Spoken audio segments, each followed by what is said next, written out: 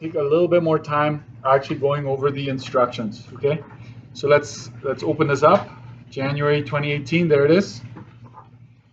So I will ask you to stop right here. So you will get a bit of a breakdown and the suggested time you have, okay? How much time do you have? 120 minutes. That's 2 hours. But you will get another 30 minutes. At the end of the 2 hours, I will announce, okay, officially your time is up, but here you go, you get another half hour. I will tell you that most students are done before the 2 hours. So there's nothing wrong with you if you're done in an hour and a half or hour and 25. But there's also nothing wrong with you if you go all the way to 2.5. Absolutely nothing, right? So some people just like to take their time and some just want to get it done. Don't rush too much, okay? I'm going to kind of, if you're done in an hour, I'll be like, you sure about this? Okay? And I'll try to encourage you to double check your answer. No cell phones, nothing. It's going to be in this room at 9 o'clock on Wednesday. So the breakdown, which one is the heaviest? Between vehicle finance and home finance, how many marks do we have there? 12 and 16, that is 28. That's almost 30. 30 marks between those two. Then you add probability. This would be what? 38? 38 marks between the first 3 units, including probability. So, and usually we end with statistics. But I can tell you this, that it's going to be chunked up. It's not going to be all mixed up. So every unit's going to have a heading, and then you spend some time on that unit and then move on to the next one. So you're not going to have to wonder, is this probability? Is this statistics? What is this? You will know which unit you're in. Directions. I'm doing this so I can go faster the day of. Okay. Directions. There's a formula sheet at the back that you can tear out. Does this one have it? I'm not sure if I included it in this booklet.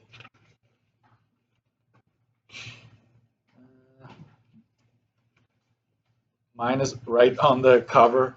Do you have yours loose?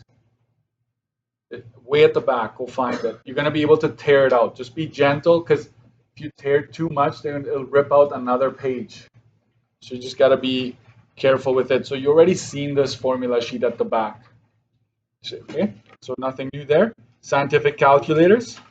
Graphing calculators not permitted. Show complete answers. Provide explanations and justifications if it's required.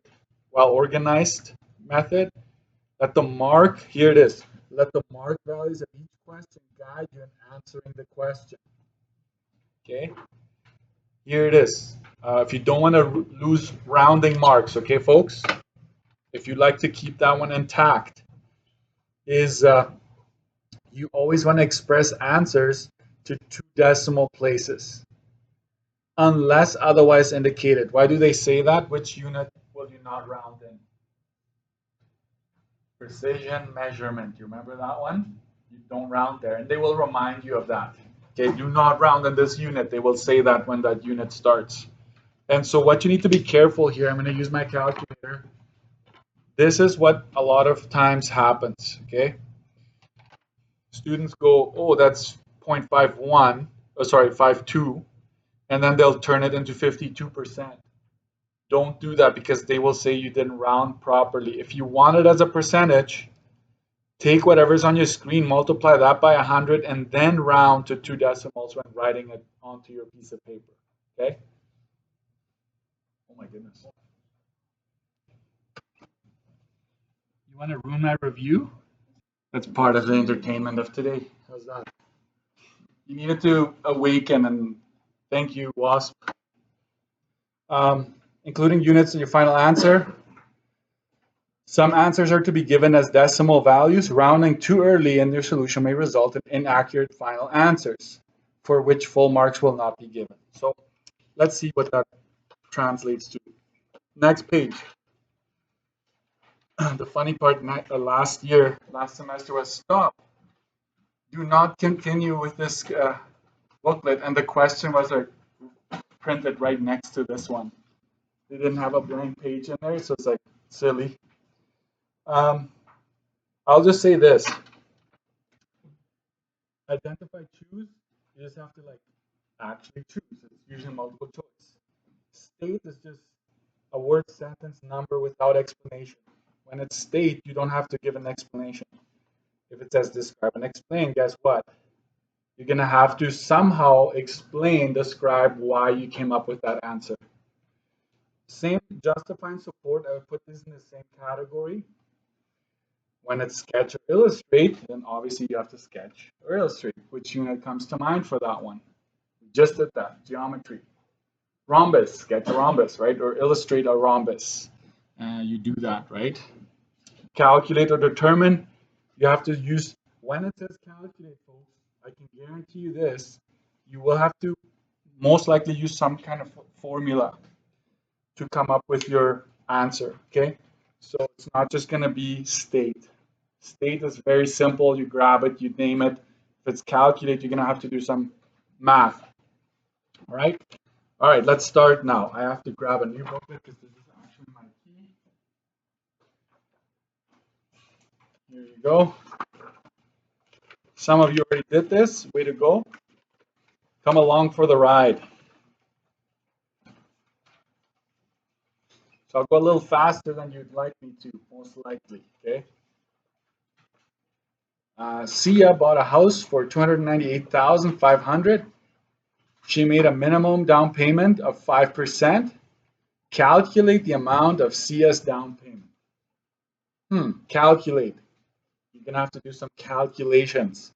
So you take 298,500 and you take the 5%, you multiply by 0.05, right? 5%, you divide it by 100, you get 0.05. So it's 298,500.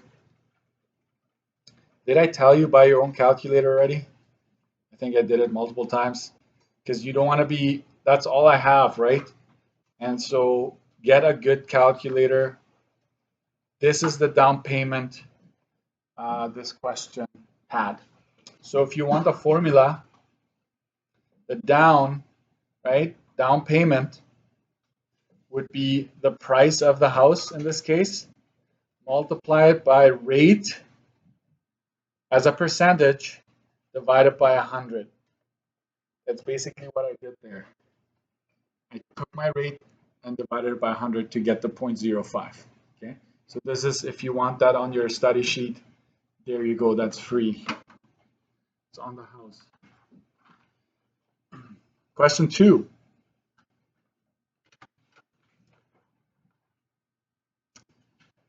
Blair plans to buy a house. He's considering the following two similar houses. House A costs $250,000. The furnace is brand new. It's a high efficiency furnace. That should say something, right? It saves you money. Versus house B, it's $240,000. There's a used furnace in it. It needs to be replaced in about 5 years, they figure, at $10,000. Both of these, at first glance, will cost you $250,000, correct? One will be right up front, the other one will be $240 plus a 10, still $250. Justify, that's the key word there, justify which house Blair should buy with reference to the heating costs over time. Which one should Blair buy, would you say? It's one mark. Which house do you think Blair should buy if you talk about the heating costs? I would, honestly, you can pick either one, but I would pick house A. And why is that? I would just say a high efficiency furnace will save on heating costs. See, that's not, so really this house A, you will still save more than with house B, because house B, if it's an older furnace, it will cost more and for heating, right? So everything kind of points towards picking house A. That would be it. That's good enough. You've done, You made reference to the heating costs and that you're going to save. Okay. If you want to continue, you will say, you could say, yes, you pay 250,000 for both, but in the long run, you will still save on heating costs. Right? That's all that needed to happen here. 1 mark. Right? 1 mark. That should indicate. So look at how much blank space there is. That's why these booklets are so thick, because there's so much blank space. Okay, let's keep going.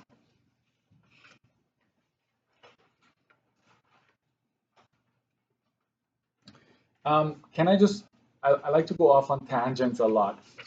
I'll go back to this one. This should ring a bell. You should have something on your study sheet on savings on heating. How could you save on heating? What could you do to your house? Upgrade furnace. Furnace to what? To high efficiency, right? What else can you do? You hear ads. You don't listen to the radio anymore, do you? I don't think this generation you have your Spotify and your but there's always windows and door commercials. I don't know if you hear those, right? You can upgrade windows and doors to high efficiency as well, or Energy Star. Energy Star approved, right? What else can you do? What keeps your house warm? What's in the walls? Insulation.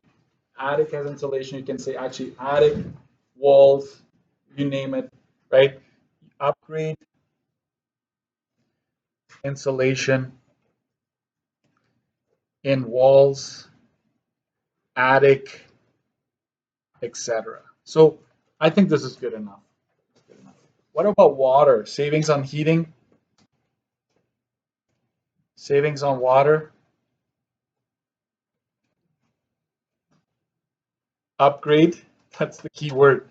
Upgrade toilets to to Energy Star, right? Or Water Sense. High efficiency water sense.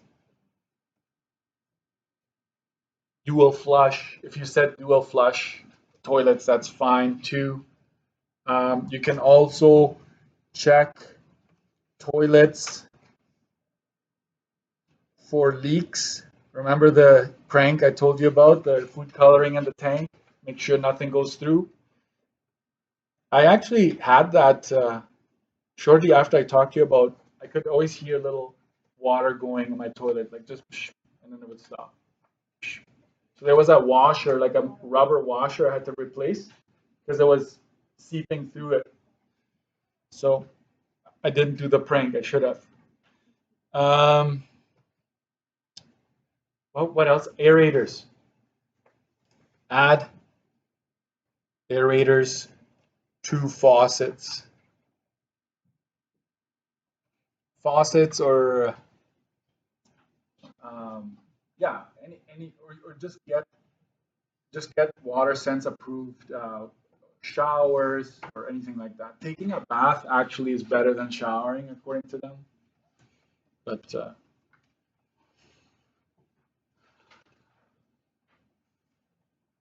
okay, keep going. Question 3. Watch out, guys. What does it say at the top here? This whole page is worth 2 marks. Okay, so more than just straightforward one calculation. Mamadou's house insurance policy has a deductible of $1,000. Anybody remember what a deductible is? Anybody brave enough to like say it in front of the whole class?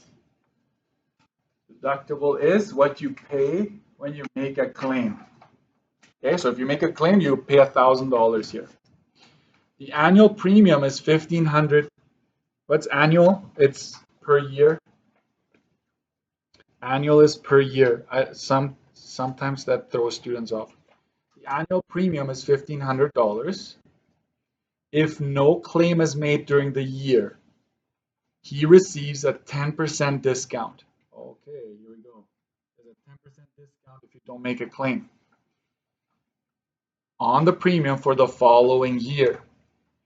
Calculate, that should also be a keyword, calculate the total amount paid over the 2-year period before taxes. Remember, insurance is no longer taxed, but here they had to say before taxes. Regardless, we're not worrying about taxes. So year 1, how much are we paying? $1,500, correct? Year 2,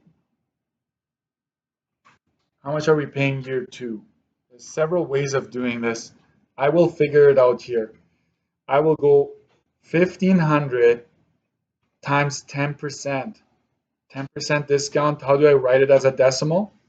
10 divided by 100, 0.1 or 0.10.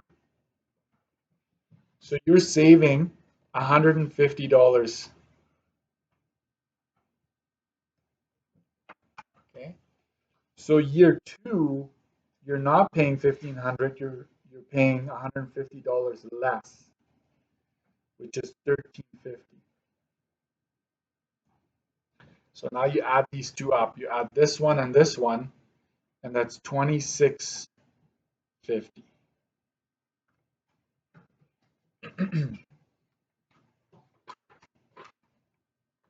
Did I get that right? $2,850. So be careful. Use your calculator for everything just to make sure. Does this make sense what I did here? I'm telling you already, this will be worth 1 mark, figuring out the savings, and adding up the two, that final answer would have been worth another mark. That's how they come up with 2 marks. So you can tell there's more than just a straightforward question here. This is all home finance, guys. We're in the home finance territory. Let's keep going. Question 4. Whoa, watch this. 3 marks. So more work than you think. Rare, but it happens. A property tax has a portioned assessed value of $198,000. That's important. The municipal tax rate is 18.22 mils. That's right, 18.2 mils for municipal. The education taxes are just given, 1960. It's already an amount. The frontage of the house is 45. What's frontage again? How wide the property is. There's a local improvement levy of $9.42 per foot for lane paving. So they give us that. We used to get it from a table. They just flat out give this to us. So property tax, in a nutshell, you take your municipal plus education plus improvements minus credit. That's really, in a nutshell, property taxes. You add up all the taxes that go to municipal, to education, any improvements, and then subtract credits, and that's what you get. So let's do one at a time. Municipal would be 198,000. So you take your portioned assessed value, you multiply it by 18.22 mils. What do you need to divide this by? I hope you have this on your study sheet. It should be 1,000. Okay. I will say this. Divide mill rate by 1,000 always, if they give you a mill rate. Okay. So we'll figure that out. Education tax. Hey, nice. Thank you very much. It's already given to us. I'm going to skip all the way to here and go 1960. Let's figure out this part. 198 times 1822 divided by 1,000. 3607.56. Yes, we've got that. We've got that. Improvements. How do you do improvements? You take your frontage, which is 45 feet, and you multiply it by what it is per foot. It's 942. So we'll figure that out. So you're wondering, what about the full-on examples you did, Mr. Dirksen? You went like all out, right? You would calculate every single one, 1,000 mil rates I gave you. You never know what they're going to do. But they sometimes just do pieces here and there because they want to kind of focus in on what they're marking. Okay, we've got our municipal education improvements, and we're going to subtract the credit. So here we go. Tax would be 3607.56. Did I get that right, guys? Why is my key off?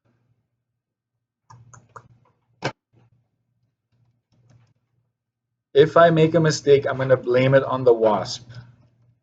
Okay. Okay, my key is wrong. This is good. Okay. Plus 1960 plus 423.90. Don't forget about the credit. $700. So here we go. 3607.56 plus 1960 plus 423.90 minus 700. There we go. 5291.46. Bingo, you got it. Where are the marks, Mr. Dixon? I will tell you that one mark was here. One mark was located right here and finding the improvements. And one mark for the final answer, which means you're doing everything that is in here. Okay. So let's say you make a mistake up here. You forgot to divide your mill rate. Some students forget, so it's like $360,000. I wouldn't want to live in that country that charges me that many property taxes. But if you do everything else correct, you still get 2 out of 3. You know what I mean? So just be consistent. I hope if your answer is like $500,000, I hope you would be like, wait a minute, right? But you can still score marks even though your answer is off. And don't forget about the 2 decimal for sure for dollar amounts. Don't forget the dollar sign. All these things make a difference, okay? Let's keep going. Still in home finance. Question 5, 1 mark. Okay, now you take a breather, right? 1 mark is just a marker. Explain why a bank usually why the bank limits the gross debt service ratio to 32% when determining if a home buyer will be approved for the mortgage. Remember, yeah, this is 100% of income. Okay, they want you to have housing. They want it to stay at 32% or less. Okay, so they want you to stick within the 32%. They don't want you to spend more than 32% on housing. Yes. What's housing again? Housing would be, yeah, property tax, heating, and mortgage payment. Those 3 things, if you look up the GDSR formula, that's what's considered housing. I'm giving you way more than this question needs, right? I'm just talking about everything that I would be thinking about. So you would say something like this, because if a person spends more than 32% on housing, it will be very difficult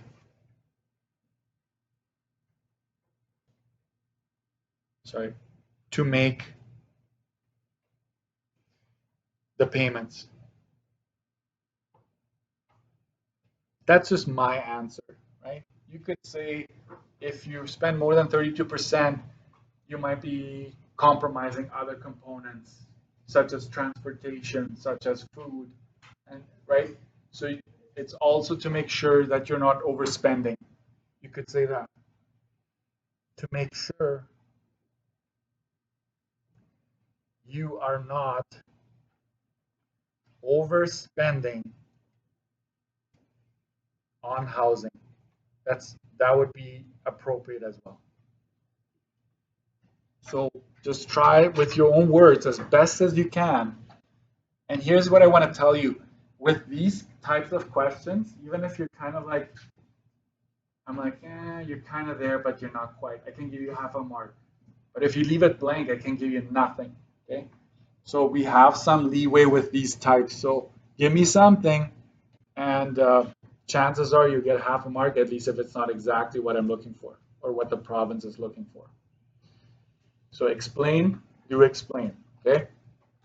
Keep going. Question 6. Also a 3 marker for the page, but this is broken down into ABC. Okay. You can stop me anytime. Darcy and Marco have qualified for a $300,000 mortgage with 2 payment options. Option 1 at 4.5% loan for 25 years with a monthly rate of $550 per thousand borrowed. What is this? Where did you normally get this from? There was a table I usually gave you. It was a pink table. There's a stack right there. Yeah. Sometimes the province they give you a full-on page with that table slapped on there, so you have to go get it. In this case, they just gave you that. Okay, so that's option A, 1. Option 2, 6.5 loan for 20 years, which they would have to get paid a total of $482,400. So they borrow this much, they end up paying this much at the end because interest is tacked on, right? So now let's see what they ask us for. Option A, or question A, calculate the monthly mortgage payment for option 1. I hope you have a formula for this. I really do. Payment is what? Price minus down times table rate over 1,000. That's what you should have. But you might on the exam, you might have said, well, there's no table. I'm done. Like I can't do this, right? Don't worry about it. This is what I'm looking for. And Mr. Erickson, there's no down payment. I can't do it. Yeah, there's just no down payment. It's all good. So you go 300,000. There's no down. Okay, no down here. So this is just 300,000. And then you go 550 per $1,000 right there. This is a 1 marker because you don't have to go get that rate. And there's no down payment. So 300,000 times 550 divided by 1,000, that's 10,000. There we go. 1,650. That's your monthly payment for option 1. Calculate the total amount paid over the 25 years in option 1. What is this asking for? Do you have a formula for this? Total paid to the bank. That's what it's asking for. So what's that one looking like? That's payment times 12 times years. That's all. It's not total interest. It's just how much have you paid. So you go 1,650 times 12 times 25 years.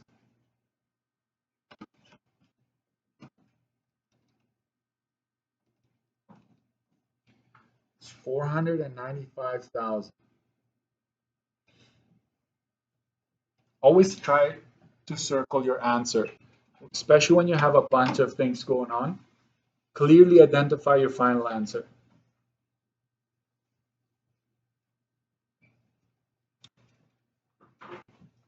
Justify why Darcy and Marco might choose option 1 instead of option 2. Read it again. What does it say? Justify why you want to choose option 1 over option 2. So you pay more, right? Overall, you pay more for 495, but it's saying why would you still choose option 1? Okay? And this is one of the answers you could give. A longer amortization, 25 years versus the 20 years of the other option, right, will result in a lower payment. Okay, so you made, usually when it takes longer to pay it off, your payments are lower as well.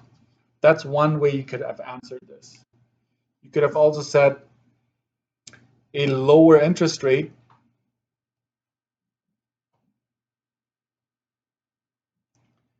will result in a lower payment.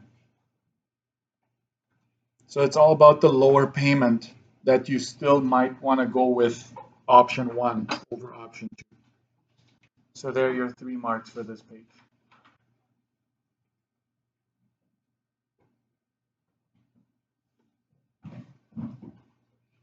Did I post a key to this already? I did. Okay. Well, I'm giving you another take on this. Okay. So hopefully this is not completely a waste of time if you've already done it.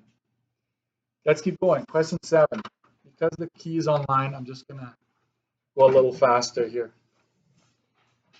1 mark. Preventative home maintenance can help a homeowner avoid expensive emergency repairs. We've talked about this. If you don't remember, you were either asleep or you weren't here. Describe 1 preventative maintenance task you can do to ensure the roof of your house remains in good condition. I'm going to ask you to give me 1 option here. What can you do to the roof of your house in terms of preventive maintenance? Yeah. Check the shingles, yes. Check the condition of the shingles on a regular basis. You know what? Sometimes students write me a story here. Like I would go up there and I would check this and that. Absolutely, go for it, right? You don't have to be formal. You can just be, just as long as it makes sense. You could also clean the gutters regularly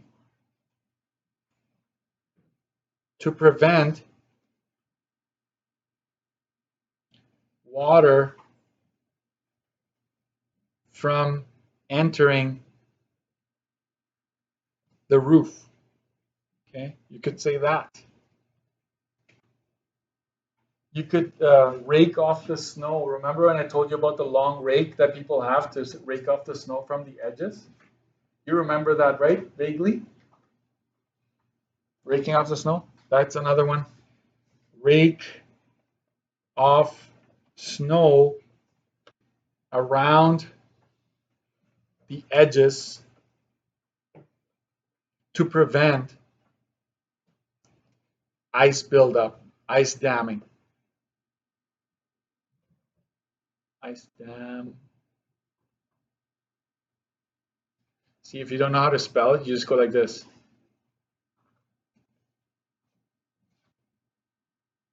I think he said ice damming. Yeah.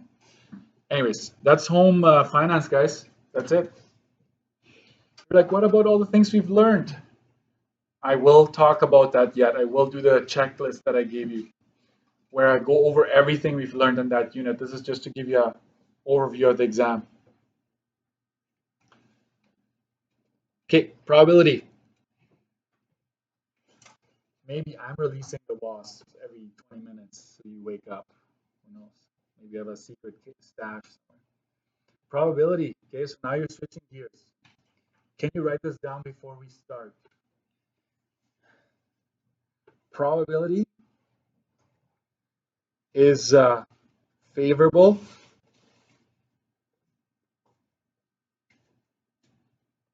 over total. Okay, that's what you need to know. Odds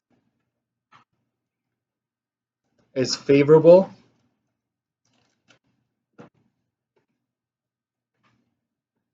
against. Okay, can you please make sure when it's odds that you make sure you write it like this? When it's probability, you write it as a fraction. That's your best bet, unless they ask for decimal percentage. Okay. Another thing, real quick here. If you have odds that are 5 to 6, let's say, and you want to turn this into a probability, what would you do first? What would you do with these two numbers? Add them? You're right. You add them. And then you put the 5 on top. So it'd be 5 over 11. Okay? Immediately, like the first thing you should do is these two always give you the total. That is like guaranteed. That's one thing you need to do. You add them up, you put it in the denominator. Whether you take the 5 or the 6 will depend on the scenario. Can you wait for one of them to come in? Okay. Let's keep going. See, okay, I want you to remember this. I know that right now you're tired. You're like, oh my goodness, this is dragging on. And you might get to the point where you're like, this is going to be easy, right? I'm telling you the day of, if you're not prepared, if you haven't listened, you'll be surprised, right? So you still need to be able to follow along and stay engaged. Probability in fraction form of the spinner landing on 4. There's one of them here. That's all I see. So that's your favorable outcome. And there's 1, 2, 3, 4, 5, 6, 7, 8 possibilities. So that's it. Leave it like that. You could state it as a decimal. You could state it as a percentage. But we're just, wait.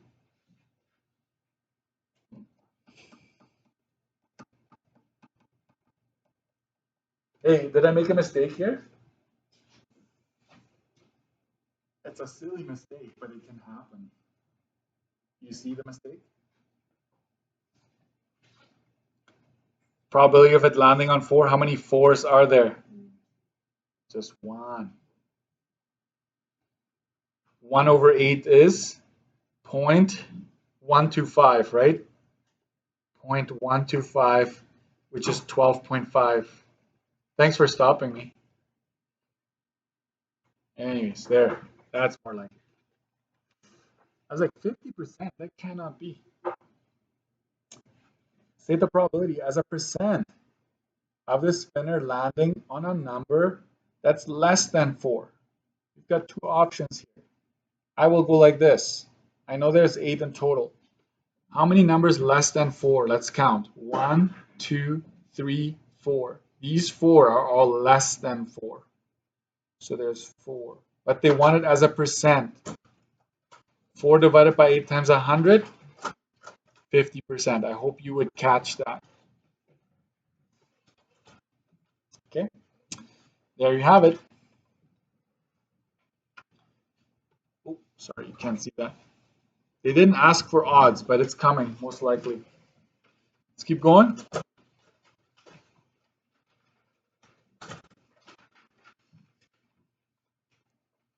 Question 9. A company states that the theoretical probability, what's theoretical? It's the probability of what should happen. Should happen, okay? Of manufacturing a defective calculator is 1.3%.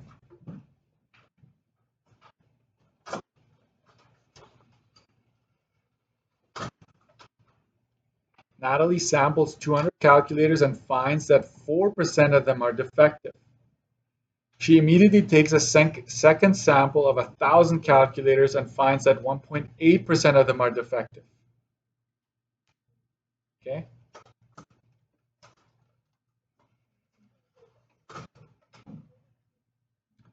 Explain why her second sample is closer to the theoretical than the first. Why would you say that? Why would you say, so we're aiming for this. This is in theory what should happen. This one is way off. This one is closer. It's only at one marker, so don't overthink this, right? Explain. Explain why the second sample is closer to the theoretical than the first. Why would you say that? Anyone?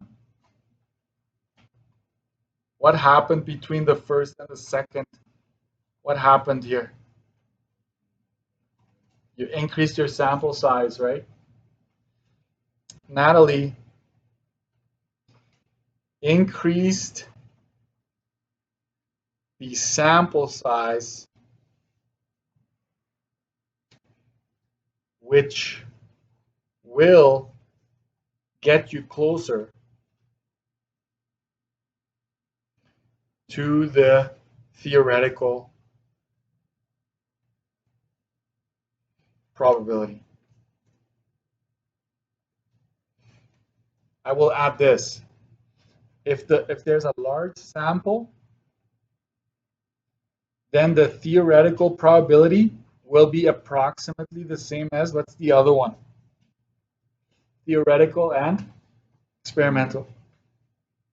If you need to write down theoretical, experimental, do that. But this is probably a good one to have somewhere on your study sheet.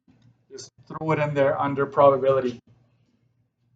The sample size is large enough, they should jive. Okay? They should jive. I'm going to get to the end of probability and then I'll take a little break and you can check your phones, do whatever, stretch, and then we'll continue. Let's keep going. The probability of being selected as a jury member is 0.07. Calculate the probability in decimal form of not being selected. Oh, the word not is bold and bold. I always want you to think of this. Probability, it's always 100% or 1. Okay? That's all of it. If you being selected for jury, I could tell you a funny story about jury selection. I was picked a couple of years ago. Whew. Anyways, we're told that to be selected is 0.07. So we need, this is not being selected. Not selected is out here. This is selected. So when I tell you the probability of something, you can technically find out the probability of it not happening. So probability of not is going to be 1 because I'm given a decimal. I'm just going to keep it to the 1, not the 100%. And they want the answer in decimal form. 1 minus 0.07 is 99.93. No, sorry. Get your act together, eh? 0.9993.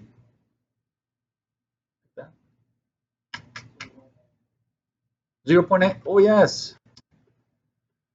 Sorry, guys, I'm overthinking it. Remember I told you use a calculator? Right, just to make sure. There, 0.93. So that's what they wanted your answer as. They wanted it as a decimal. Okay, so keep this in mind. The not is very important. Keep going. 1 mark. They have to do odds. There's no way we're going to get through probability without them talking about odds. There we go. Question 11, 1 mark again. State the odds against a soccer game ending in a tie score if the probability of a tie is 9/25. Okay. odds against soccer game ending in a tie. So where will you put the tie if it's against? You put the tie here, and you put not tying in the front. So if it's against the event, if this is the event we're talking about, and it says against, then you put that event on this side, which means this is not tying.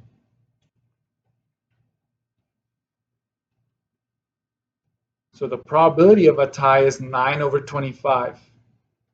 So that 9 will go here, okay, because this is the probability of, so 9 goes there. 9 games will tie. How many games will not tie here? Oh, 225, Mr. Erickson, because it's easy, right? Just take one of each and put them in here.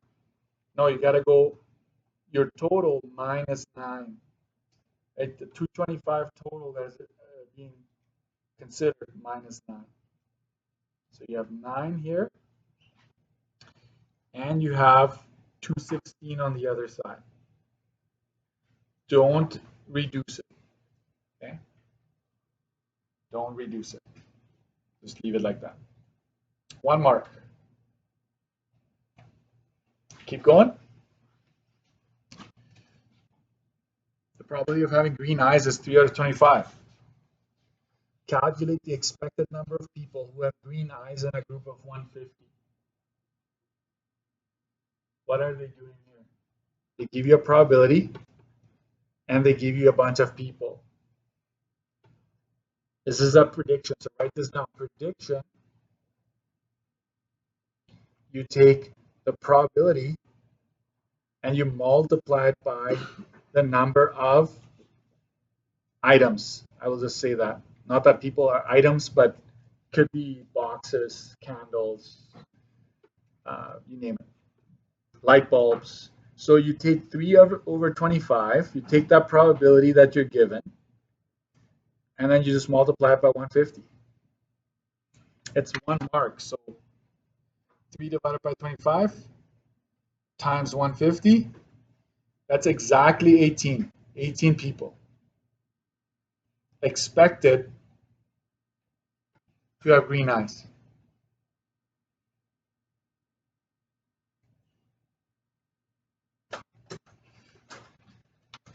You want a different method? Here's the other method. If 3 have green out of 25 total, okay, and you ask yourself, how many will have green if I have 150 total? Okay? And then you cross multiply and divide, and guess what? You're going to get the same answer. So you pick what you want to do. That's what's needs to be happening here. Let's keep going. Yeah.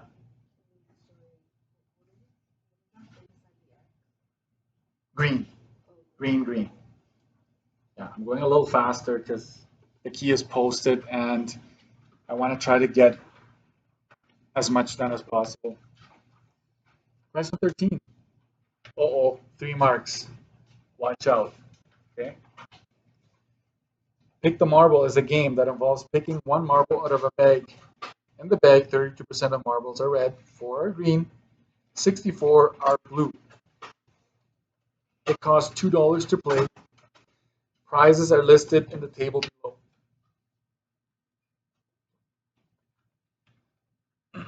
Calculate the expected value for the game.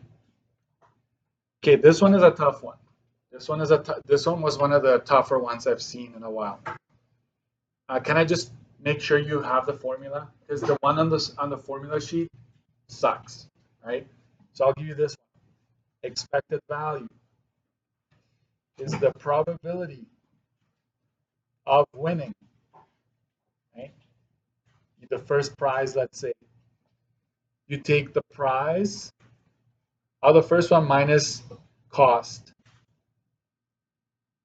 plus probability of winning the second prize, let's say, if there is one. You go times the prize, the second one minus cost.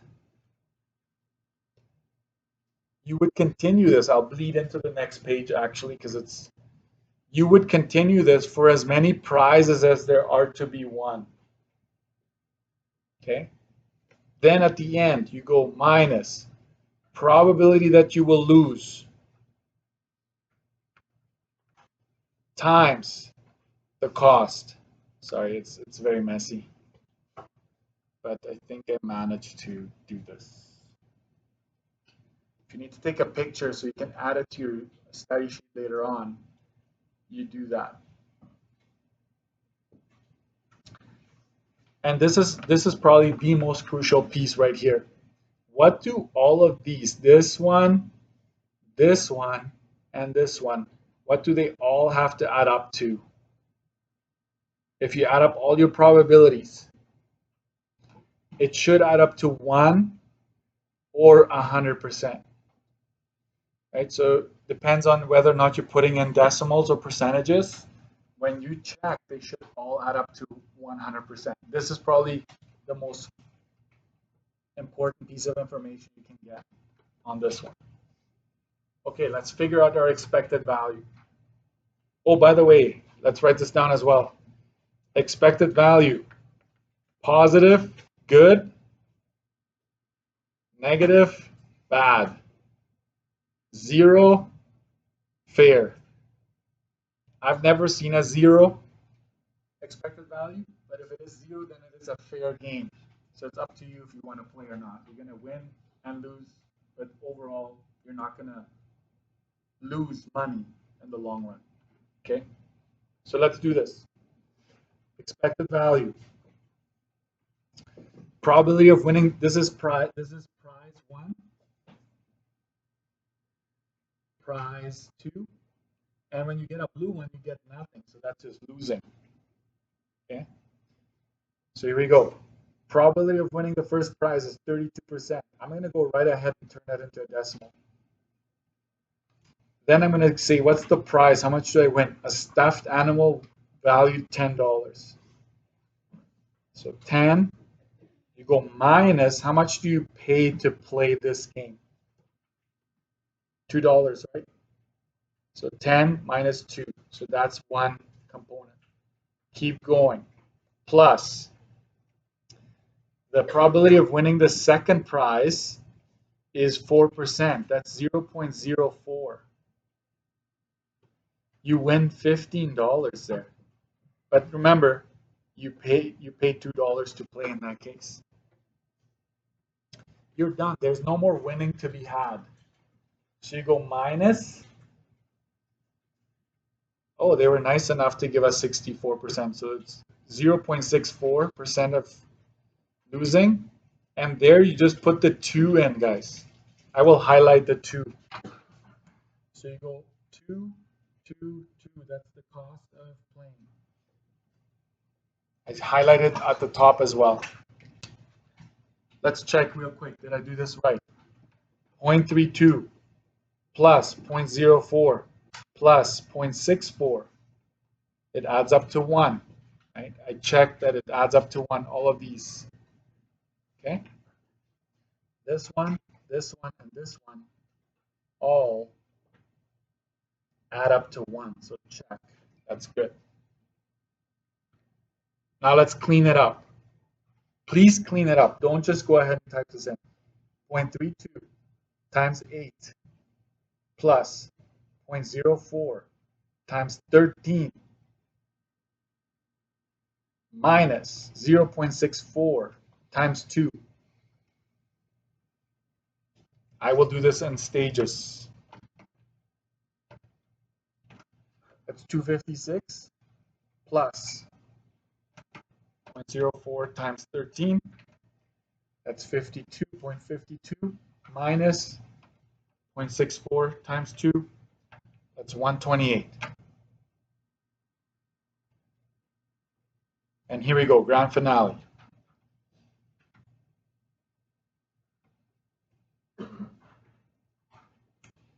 That's positive or negative? Positive, right? So just make sure you have a dollar sign and just make sure you actually round to 2 decimals. So $1.80 is your expected value. EV is positive, play. Okay, it doesn't matter how big or how small that number is. We would say we go ahead and play.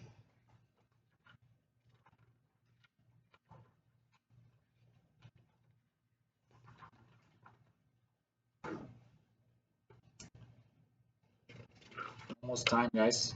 Yes, one more and then we're done probability. Okay, let's keep going. Each letter of the word multiplication is written on a different card. The cards are shuffled and placed face down on a table. One card is selected, then replaced. This is important, actually. If they wouldn't replace it, what kind of probability are we talking about? Do you remember when things depend on each other? You might remember dependent probability. This is what's the opposite of dependent? Being independent. So I will just make a note here. Oops. I don't think they're asking for it, but just write it down. It doesn't hurt. Okay, can you please read carefully? State the probability, not odds. Okay, I'm going to circle that. State the probability of selecting a card with the letter L or P. So I'm just going to go like this.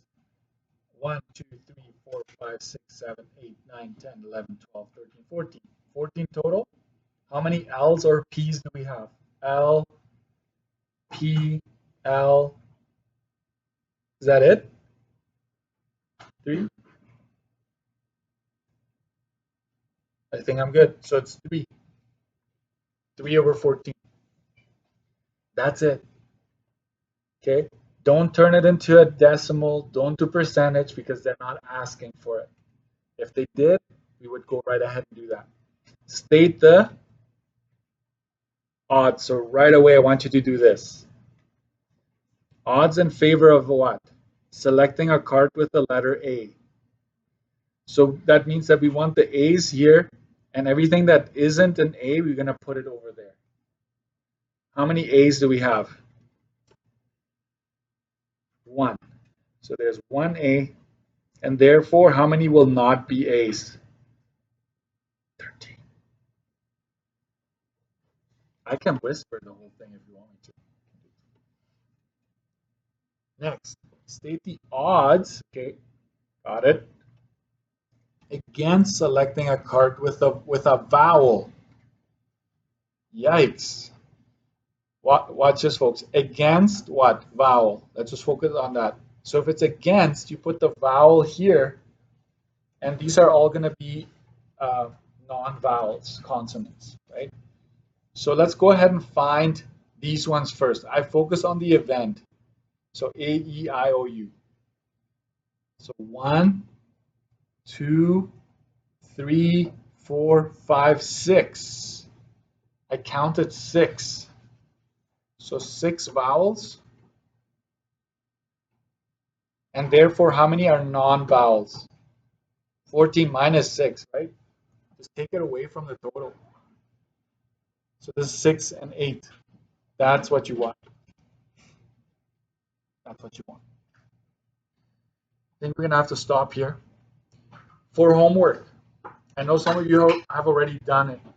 I would like you to go through the rest of this booklet and just make sure you check the key that I have online. And we'll continue. So we spent an hour. So that's me explaining it.